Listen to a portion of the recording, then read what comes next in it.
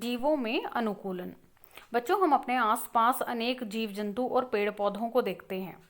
ये जीव जंतु और पेड़ पौधे जिस वातावरण में आसानी से बढ़ सकते हैं, यानी कि इनकी वृद्धि और विकास जहाँ आसानी से होता है, ऐसे वातावरण को कहा जाता है अनुकूल वातावरण।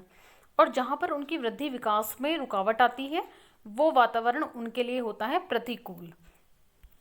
तो सबसे पहले हम समझेंगे वास स्थान क्या होता है।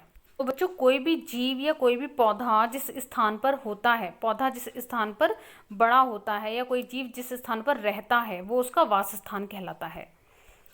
तो वो स्थान जहाँ पर किसी भी जीवधारी यानी कि किसी भी प्राणी को पर्याप्त भोजन, प्रोटेक्शन, रिप्रोडक्शन और जितनी भी अनुकूल सुविधाएं उनको चाहिए होती हैं, वो सब उपलब्ध होती हैं, तो वो वातावरण उनका कहलाता है वास स्थान।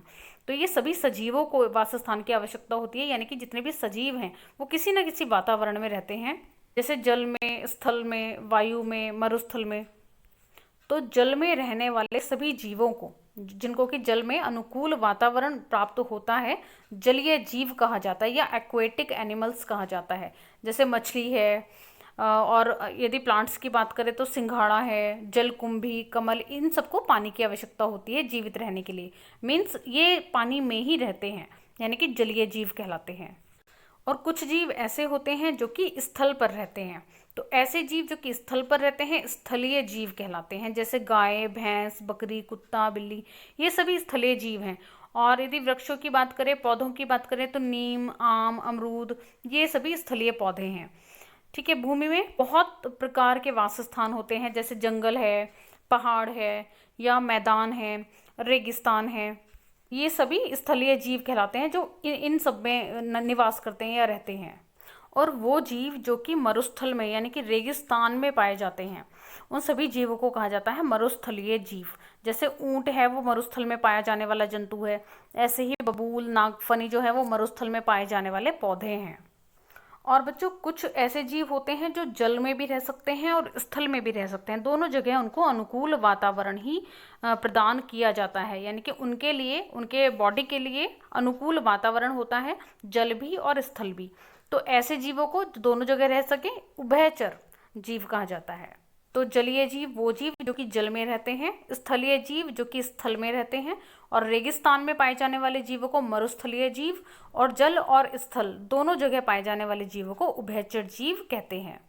बच्चों, सभी जीवों की शारीरिक संरचना जो होती है वो अलग अलग होती है, यानी कि उनको उनके वास स्थान में रहने के अनुकूल बनाती है। यानी कि वो ऐसे वास स्थान में ही निवास करते हैं जहाँ पर कि उनका जो शरीर है उसको अनुकूल वातावरण प्रदान किया जाए। जैसे यदि हम मछली की बात करें, तो मछली का जो वास स्थान है वो जल है, क्योंकि मछली कैसा जीव है, एक्वेटिक यानी कि जलीय जीव है। तो मछली का जो शरीर होता है वो जलीय वातावरण में यानी कि जल में रहने के अनुकूल होता है, क्योंकि मछली का जो शरीर होता है वो शल्कों से ढका हुआ होता है और नाव के आकार का होता है। यानी कि जो पंख और गलफड़े होते हैं वो मछली को जलीय वातावरण में रहने के लिए अनुकूल बनाते हैं। ऐसे ही ऊंट जो कि मरुस्थलीय जीव है, रेगिस्तान में पाया जाता है। ऊंट के लंबे पैर और मोटे गद्देदार जो तलवे होते हैं वो उसको मरुस्थल में चलने, दौड़ने के लिए अनुकूलित होते हैं। और ऐसे ही पक्षियों की यदि बात करें, तो पक्षियों के पंख उनको हवा में उड़ने में सहायता प्रदान करते हैं। तो बच्चों, जितने भी जीवधारी होते हैं, जितने भी जीव होते हैं, उन सभी के अपने अपने निश्चित निवास स्थान होते हैं। और यदि इनके निवास स्थान में परिवर्तन कर दिया जाए तो उससे उनको बहुत कठिनाइयों का सामना करना पड़ता है। और क्योंकि ज़्यादा प्रतिकूल दशाएं यदि हो जाएंगी, यानी कि उनके निवास स्थान में यदि परिवर्तन होता है, तो उनके लिए प्रतिकूल दशाएं उत्पन्न होती हैं। तो ऐसे में वो मर भी सकते हैं। जैसे मछली है, मछली को यदि पानी से बाहर निकाल दें तो क्या होता है, मछली मर जाती है। इसी तरह से यदि आम के पौधे को किसी तालाब में या किसी जलीय स्थान पर बो दिया जाए, रोप दिया जाए, तो क्या होगा, आम का पौधा सड़ जाएगा, यानी कि खत्म हो जाएगा, समाप्त हो जाएगा। जल जो है वो आम के पौधे के लिए कैसा है, प्रतिकूल वातावरण उसको प्रदान करेगा। और ऐसे ही मछली के लिए जो जलीय जल है वो अनुकूल होता है, जबकि स्थल प्रतिकूल होता है, और वायव्य भी उसके लिए प्रतिकूल होता है। जो मछली क्या करती है, जल में घुली ऑक्सीजन को जो गिल होते हैं, क्लोम्स होते हैं, उनके द्वारा ग्रहण करती है। ठीक है। तो जल से बाहर निकलने पर क्या होता है, वो सांस नहीं ले पाती, जिसके कारण मछली मर जाती है। इसी तरह यदि आम के पौधे को यदि पानी में लगा दिया जाता है, पानी में रोप दिया जाता है, तो उसकी भी श्वसन क्रिया जो है वो रुक जाती है, इसीलिए पौधा समाप्त होता है।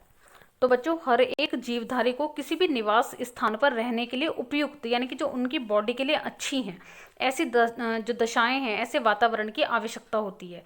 और इन्हीं उपयुक्त दशाओं के कारण जो जीवधारी होते हैं वो